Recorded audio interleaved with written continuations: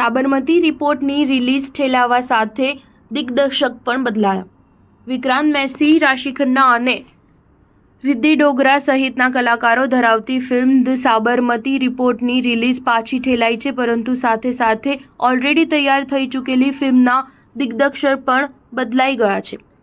હવે ફિલ્મના કેટલાક દૃશ્યોનું શૂટિંગ તુષાર હીરાનંદાની કરશે. અત્યાર સુધીની સમગ્ર ફિલ્મ રંજન ચંદેલે બનાવી છે, પરંતુ ફિલ્મ પ્રોડ્યુસર એકતા કપૂરે કોઈ કારણોસર રીશૂટની જવાબદારી તેમને સોંપી નથી.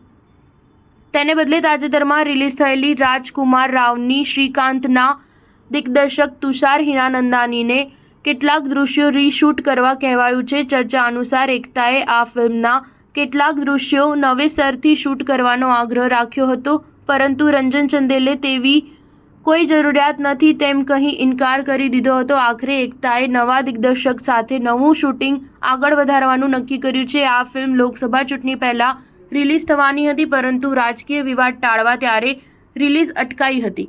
તે પછી તે 2 ઓગસ્ટે રિલીઝ કરવાની જાહેરાત કરાઈ હતી, પરંતુ હવે તે તારીખ પણ રિલીઝ કરવાનું માંડી વાળવાનું આવ્યું છે.